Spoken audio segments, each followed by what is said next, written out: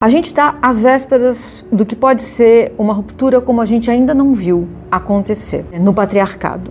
E eu vou tentar explicar por quê. Meu nome é Miri Lacombe, eu sou escritora, jornalista, cronista, roteirista e feminista. Nesse canal a gente analisa os acontecimentos do dia a dia usando as ferramentas do feminismo. Esse quadro é um quadro que eu chamo assim, em contexto, porque eu coloco alguma coisa que está acontecendo em contexto usando o que eu aprendi com o feminismo. Quem foi Jeffrey Epstein? É um empresário financista estadunidense que montou um grande esquema de tráfico de pessoas e de pedofilia para servir sexualmente homens poderosos. É isso. Tá? Os documentos apreendidos com ele, depois que muitas testemunhas foram à polícia dizer o que estava acontecendo, estão sendo liberados. 3 milhões de páginas foram liberadas há alguns dias. E essas páginas, aos poucos, o conteúdo do que tem ali está vindo à tona. São vídeos, são imagens e são e-mails trocados entre o Epstein e muitos homens poderosos. O que está aparecendo ali é estrutura e morte.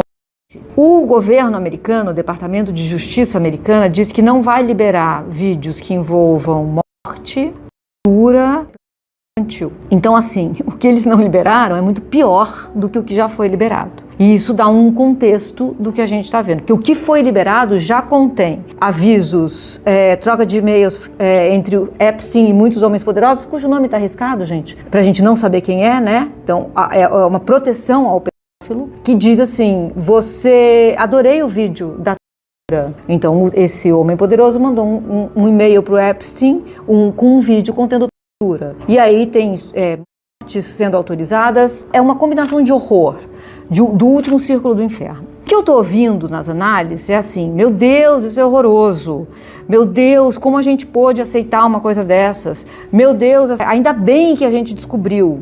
Ainda bem que agora a gente vai acabar com isso. E assim, é preciso colocar isso em contexto. Primeiro, eu estou ouvindo algumas análises dizendo assim, a isca era a pedofilia e o sexo, né? Essas festas com crianças e homens poderosos transando com crianças.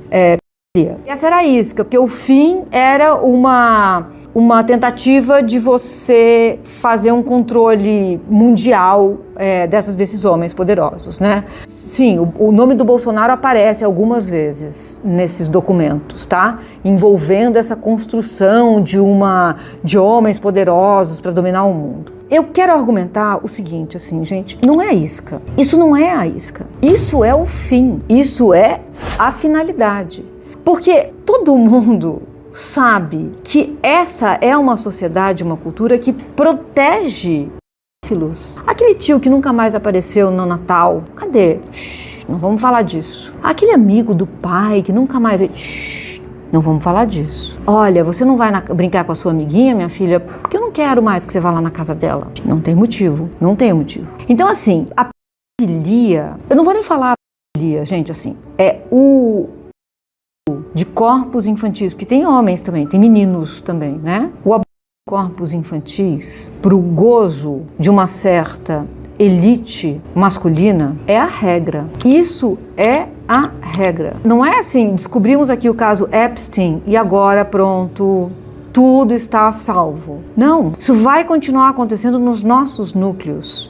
Isso vai continuar acontecendo nos núcleos de poder que envolvem homens. Há histórias como essa em todos os lugares. Você coloca muitos homens em situação de poder reunidos, teremos isso. Aqui no Brasil tem histórias como essas. A gente sabe que tem histórias como essas que ainda não foram investigadas. Então, assim, o caso Epstein pode representar uma ruptura para que a gente comece a falar da cultura do poder que envolve o abuso, o estupro, outras sortes de horrores contra menores de idade, contra crianças. Quando homens chegam numa situação tal de poder, que tudo pode ser feito, que nada vai ser investigado, que nada vai ser punido, é isso o que acontece. Então a gente não separa o caso Epstein da concentração de riqueza no mundo, a gente não separa o caso Epstein de uma certa masculinidade tóxica e adoentada, a gente não separa o caso Epstein da cultura da pedofilia. Não adianta a gente achar que resolvendo o Epstein, todas as crianças do mundo estarão a salvo. Não estarão. Enquanto eu gravo esse vídeo dentro de algum lar, alguma criança está passando por um tipo de abuso sexual. Por isso é importante educação sexual para as crianças, é importante falar de sexo com as crianças. Os únicos que não gostariam que houvesse educação sexual para as crianças são aqueles que não querem que as crianças entendam, compreendam a totalidade dos abusos que elas estão sofrendo. É preciso que haja educação sexual para que as crianças possam entender e correr, ou telefonar, ou avisar, ou não se colocar numa situação em que aquele abuso possa acontecer. A gente não pode esquecer que a gente teve um presidente há pouco tempo, que está preso hoje, que disse que, com a maior naturalidade do mundo, pintou um clima assim entre ele e uma criança de 14 anos. Ele falou isso e passou, gente. Não foi um escândalo, ele teve milhões de votos mesmo depois que ele falou isso. Então é importante que a gente olhe para o que está acontecendo no caso Epstein com todas as lentes. Assim, a gente ainda não sabe todo o alcance do que está ali nesses documentos. Tem coisa pior vindo, especialmente porque a parte não liberada é a parte que contém os piores horrores. E a parte liberada, que já contém coisas indizíveis, é a menos grave. Então a gente entende, quando a gente olha por esse ângulo, que o Trump, ele é um efeito, o Bolsonaro é um efeito do patriarcado, desse estágio do capitalismo. Isso é um efeito do poder que homens se sentem autorizados a exercer sobre aquelas pessoas que eles consideram menos importantes do que eles, e é um efeito do acúmulo de riqueza. A gente não separa essas duas coisas. Então, fiquemos atentos e atentas ao que está acontecendo no caso Epstein, sem esquecer que a pedofilia dentro do patriarcado é uma cultura e que ela não acontece só nos altos meios de poder. Ela acontece dentro dos nossos lares. Ela está ali.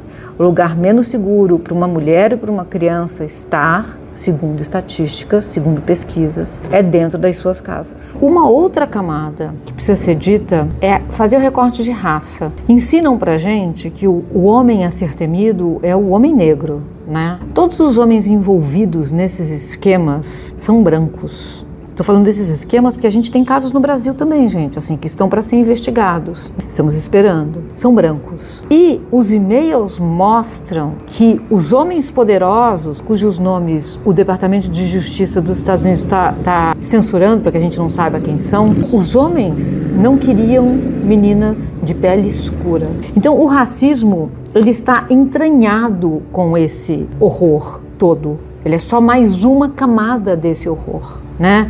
E isso tudo precisa ficar claro. A gente precisa ser capaz de tirar essas camadas. O feminismo oferece ferramentas para que a gente faça essa autópsia dos acontecimentos. É isso. Esse foi o Em Contexto de hoje. A gente volta semana que vem com mais um Em Contexto aqui, tá?